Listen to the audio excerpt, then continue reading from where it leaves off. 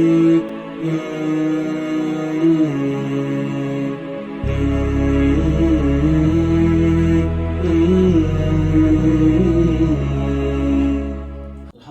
wa salatu wa salam ala rasulillah wa ba'd. Assalamu alaikum wa rahmatullahi wa barakatuh. Nous sommes toujours sur l'émission de l'utilisation et le mauvais usage et l'abus du djihad. Aujourd'hui, nous sommes à l'épisode 11 et le thème de l'épisode d'aujourd'hui, c'est le contexte historique des combats et des guerres dans le sira du prophète sallallahu alayhi wa sallam. Ici, on parle de contextualiser les gazawats, ce qu'on appelle les raids, les campagnes militaires ou batailles, et aussi le saraya, qu'on appelle les expéditions du prophète sallallahu alayhi wa sallam. Moi, c'est Teslim Adeyema, et j'ai avec moi dans le studio les deux frères, Oustaz Abrahman Monkaila, et aussi Oustaz Murtala Saad. Assalamu alaikum wa rahmatullah. Soyez les bienvenus aujourd'hui. Certaines personnes considèrent le prophète sallallahu alayhi wa sallam comme un belliciste qui était plus intéressé par l'effusion des sangs, l'agression, la violence et la guerre, par opposition à la consolidation de la paix. Ils soutiennent que, selon des sources historiques, le prophète sallallahu alayhi wa sallam a participé à 27 gazawats qui, de par leur nature même, étaient censés nuire à la coexistence pacifique entre les musulmans et les gens d'autres confessions, en particulier dans une société religieuse.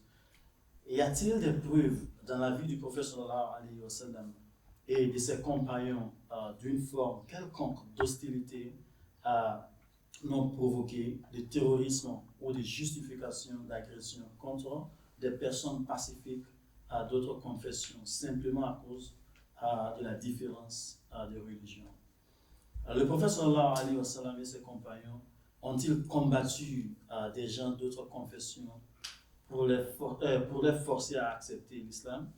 Y a-t-il des preuves dans la biographie, c'est-à-dire le sira du prophète sallallahu alayhi wa sallam, en particulier alors que le Coran était révélé pour justifier le djihad offensif contre des hommes pacifiques? Le prophète sallallahu alayhi wa sallam s'est-il vraiment engagé dans 27 batailles? Ce sont ces questions qui se relèvent dans la notion du djihad et nous aimerons mettre la lumière là-dessus, Inch'Allah.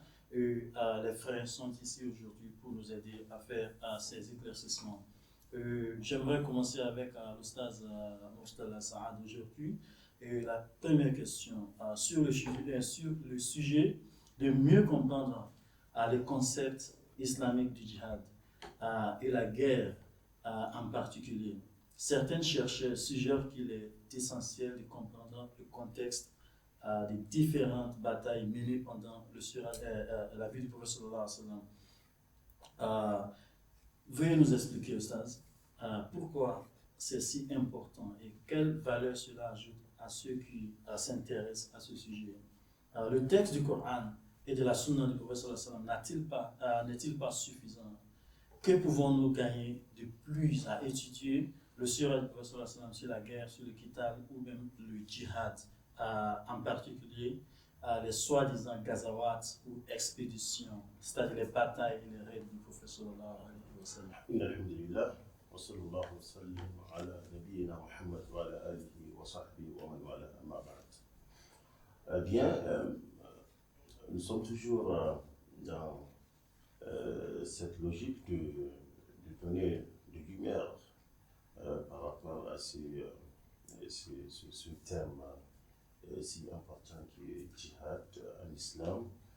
Et cette fois-ci, nous allons regarder un peu dans la sira du prophète sallallahu alayhi wa sallam pour comprendre comment le prophète a eu à parler, à expliquer, à pratiquer ce thème de djihad.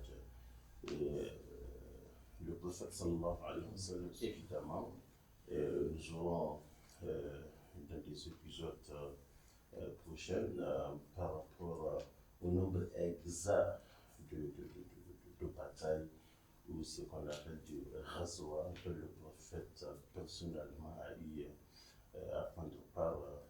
Et nous aurons aussi à détailler aussi par rapport à ce qu'on appelle Saraya, c'est-à-dire les expéditions dont le prophète sallallahu alayhi wa sallam envoie ses compagnons, dont lui, même en personne, n'avait pas pris part. Et en ce qui concerne cette question de savoir dans la vie du prophète, dans le sira du prophète sallallahu alayhi wa sallam, comment ce thème de djihad a été traité. On peut peut-être comprendre que le prophète sallallahu alayhi wa sallam, toutes ces batailles-là, le prophète sallallahu alayhi wa sallam a eu à prendre part, ou bien les expéditions dont le prophète sallallahu alayhi wa sallam a envoyé ses compagnons, ce sont des batailles qui sont justifiées dans la mesure de défense. C'est ce que les Anglais parlent de self-défense. C'est pour se défendre après avoir été attaqué ou provoqué ou après des informations ou des renseignements qui prouvent qu'il y a un groupe ou une ethnie ou un peuple qui est là en train de s'organiser pour attaquer les musulmans. C'est dans ce sens-là que le prophète sallallahu alayhi wa sallam a eu à répondre. Si on regarde le côté pacifique dont l'islam nous a toujours enseigné en ce qui concerne le djihad, je prends un exemple d'un bédouin qui a trouvé le prophète sallallahu alayhi wa sallam sous un arbre et il a monté son épée vers le prophète sallallahu alayhi wa sallam en voulant le tuer. Et il a demandé au prophète, qui peut m'empêcher de vous tuer? Oui, oui. Et le prophète a dit, Allah subhanahu wa ta'ala. Et subitement, l'épée était retrouvée dans la main du prophète sallallahu alayhi wa sallam. Là, par contre, le prophète a reposé la même question au bédouin et il a dit, votre bon comportement, votre réputation en matière de bon caractère, c'est ça qui va vous empêcher de me tuer. Et le prophète sallallahu alayhi wa sallam l'a laissé. Vous voyez? Donc, cela nous montre que si le prophète sallallahu alayhi wa sallam, ses raids, ses combats qu'il menait, c'était pour forcer les gens à embrasser l'islam. Donc, ce bédouin-là n'aura qu'un seul choix, soit qu'il embrasse l'islam ou il va être tué par le prophète qui a lui le pouvoir sur lui. Donc, ces exemples sont nombreux dans la sira du prophète sallallahu alayhi wa sallam et il est bien connu que si on regarde même les versets coraniques qui ont traité aussi ces sujets, on comprend aisément que tous ces combats-là, c'était dans la mesure de self-défense, de se défendre.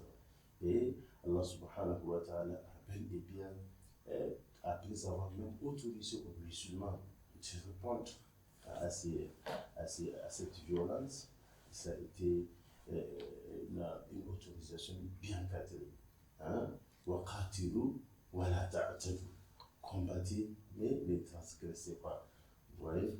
Et donc, ceci est extrêmement important que les musulmans, chaque fois qu'ils voulaient faire un acte comme ça, de se référer dans nos sources, de comprendre ces choses-là, ce que le Coran nous apprend, de comprendre et de se référer dans la sira du prophète sallallahu alayhi wa sallam, dans la vie de ces califes qui ont succédé le prophète sallallahu alayhi wa sallam, et aussi s'inspirer des avis de nos éminents et de nos érudits islamiques qui ont beaucoup écrit par rapport à ce thème combien important en islam. Et honorable. Merci beaucoup, Oustaz. Donc, il est très important, à part le Coran, à part le hadith du professeur de comprendre aussi le sira du professeur parce que le sira met en contexte les principes du Coran. C'est le sira qui démontre même comment utiliser les principes du Coran. Et c'est ce qui s'est passé dans la vie du professeur. Donc, on étudie sa vie pour comprendre comment est-ce qu'il a appliqué les principes que le Coran nous enseigne. Et ceci est très très important. Merci beaucoup, Ustaz. Ustaz Abdurrahman, le professeur a dit avoir été engagé dans 27 ou plus de gazawat. On les décrit habituellement, ces gazawat, comme des raids, des expéditions ou même des batailles qui, de par leur nature, sont violents et devraient miner la confiance et la coexistence pacifique entre les musulmans et les autres. Donc, trois questions ici. Tout d'abord, quelle est vraiment la vérité de cette question? Et deuxièmement, le prophète sallallahu alayhi wa sallam s'est-il réellement engagé dans 27 batailles et des caravanes aussi?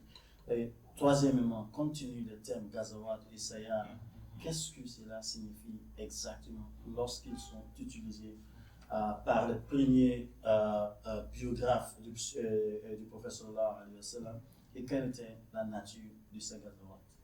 Alhamdulillah, wassalatu wassalamu ala nabiyyil Mustafa. Merci une fois de plus de m'avoir donné l'occasion de m'exprimer et d'apporter toute ma petite contribution à cette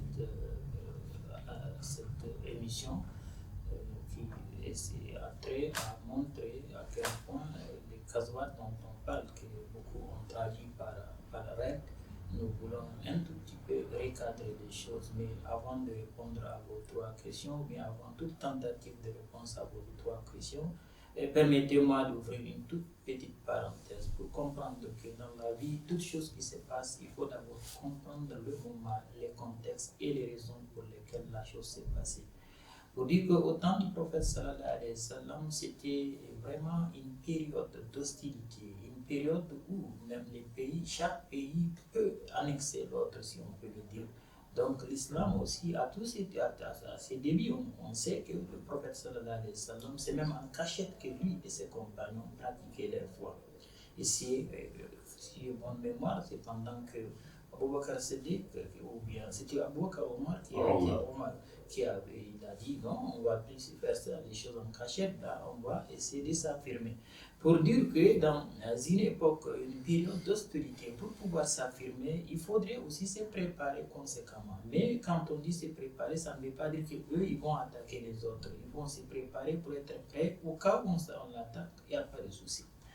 Pour revenir à votre toute première question, donc on nous fait savoir que presque tous les bibliographes conviennent que les combats, bien qu'on a parlé de 27 Gazawat, ou bien y compris même les Saraya qui sont les expéditions, et en dehors de 9, c'est seulement dans 9 qu'il y a eu vraiment un accrochage avec les mécréants, si on peut le dire. Et ces 9-là sont Ghazwat al-Badr, il y a aussi Uhud, il y a Khandak, il y a Qurayza, il y a Mustaliqa, il y a Khaybar, il y a Fatih Makkah, il y a Hunayn, il y a aussi Taïf. Donc ce sont les 9 que les érudits sont tombés d'accord que c'est pendant entre les 9 seulement qu'en réalité il y a eu accrochage avec les mécréants. Les savants musulmans aussi, ils classifient, même les savants contemporains, tels que l'imam Ibn Taymiyyah, Ibn al-Qayyim et d'autres, ont étudié chacune de ces expéditions-là pour voir quels sont les biens fondés, quelles sont les raisons pour lesquelles ces expéditions ou bien ces accrochages ont eu lieu. Et ils sont tombés d'accord que la conclusion qu'ils ont tirée, que ces expéditions, si on les appelle, ou bien ces accrochages, ces hostilités, ont un caractère défensif seulement. n'ont pas un caractère d'agression. Okay.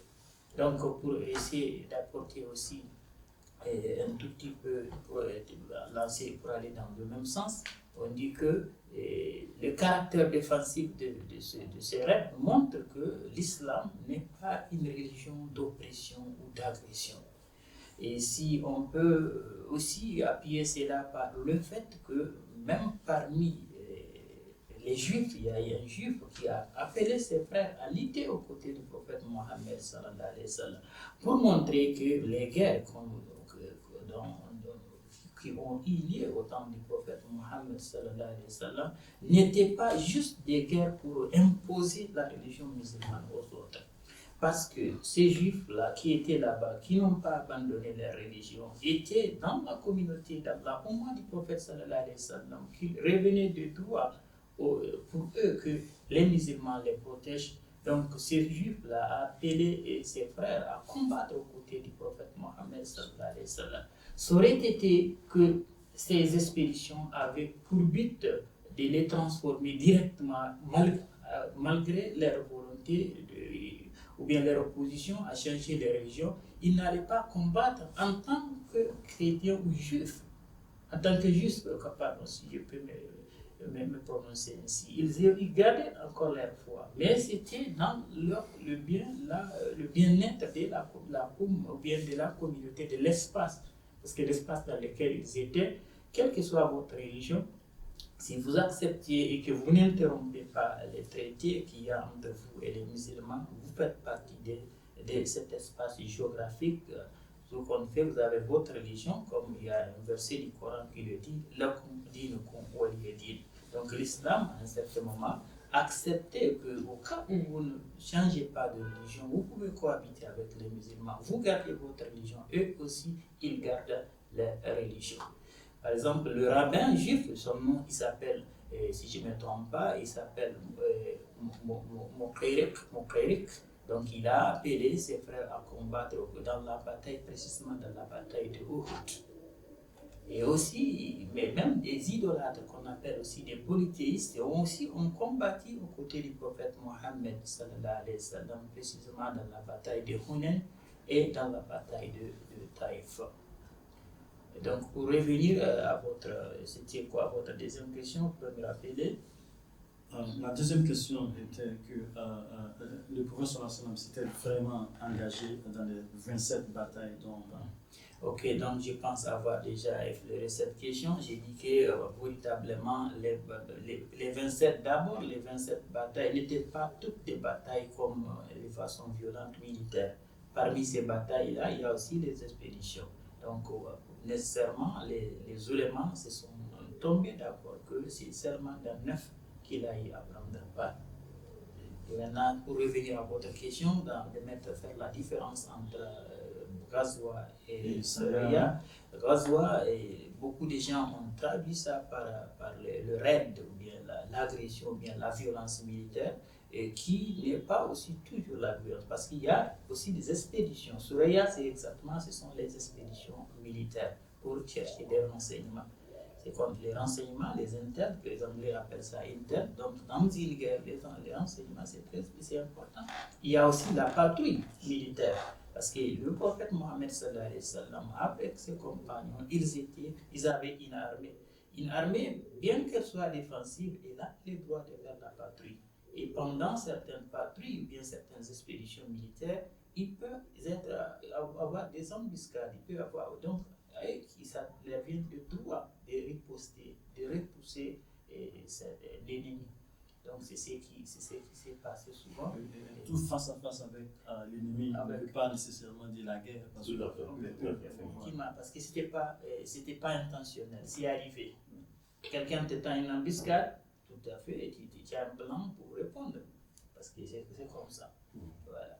J'aimerais revenir sur la différence entre Ghazawat et Saraya. Je pense que quand vous regardez dans les écrits des biographes qui ont écrit le sira du prophète sallallahu alayhi wa sallam, ils ont défini Ghazawat, qui est un mot pluriel en arabe, dont le singulier est Ghazwa, qui veut dire, c'est-à-dire c'est c'est une bataille dont le prophète sallallahu alayhi wa sallam a eu à prendre part. Et il l'a bien souligné, mon frère Abdurrahman, que pendant tous ces razawats-là, il y a eu 9, dont il y a eu la Gauchase, la faute. Bon, les autres, certainement, il y a eu du consensus qui ont permis à ce qu'il n'y ait pas de la Gauchase. Mais Saraya, qui est aussi un nom au pluriel en arabe, et le singulier est Saria, et donc c'est des expéditions et dont le prophète sallallahu alayhi wa sallam n'avait pas pris part dans ça. Ok, effectivement c'est des combats, c'est des guerres, mais le prophète ne s'est pas déplacé. Voilà. Merci beaucoup. Donc, je crois que ce qu'il faut comprendre maintenant, c'est que et ce qu'il faut souligner aussi, c'est que quand l'islam a des terminologies qu'il utilise. Donc, dans d'autres langues, par exemple, on dit la guerre en français, par exemple, mais quand on parle de l'islam, quand on dit la guerre, il faut définir quel genre de guerre, vous voyez, donc est-ce que c'est un gazoua, est-ce que c'est un sayara, vous voyez tout ça. Donc, il y a des différentes manières de voir les choses. Donc, quand on veut faire une interprétation de ce qui se passe dans l'islam, il faut comprendre quels sont les mots techniques utilisés, quels sont les mots spécifiques que les savants, les érudits musulmans utilisent pour catégoriser toutes ces batailles. Donc cela rend facile la compréhension et aussi enlève les ambiguïtés, les confusions et aussi les mauvais usages du terme djihad. Parce que tout cela, les gens considèrent ça comme le djihad du prophète sallallahu alayhi wa sallam. Donc c'est pas tout cela. Donc il faut faire les différences. Il y a d'autres batailles là où le prophète sallallahu alayhi wa sallam a participé, tel qu'on vient de le dire. Le prophète a participé dans 9 seulement. Et tous ces 9 dans lesquels le prophète sallallahu alayhi wa sallam n'a pas pris part, c'était pour défendre la communauté musulmane. Et ce n'est pas seulement les musulmans qui étaient présents, il y a d'autres batailles là où les non-musulmans, les chrétiens, les juifs ont aussi pris côté des musulmans et ont combattu les ennemis ensemble. Donc, parce qu'il y a eu des alliances. Oui, parce qu'il y a eu des alliances entre les musulmans et les autres aussi. Donc, ceci est très très important à comprendre. Je crois qu'aujourd'hui, quand on parle de djihad, on fera tous très très attention de dire non, c'est la guerre sainte des musulmans. Non, ce n'est pas cela. La guerre est dans l'islam, il y a différentes guerres. Il faut bien comprendre cela. Et quand on parle de djihad, le mot djihad, il y a différentes définitions du mot djihad. Donc, mais il faut aussi spécifier, est-ce qu'on parle de djihad militaire ou on parle d'autres formes de djihad.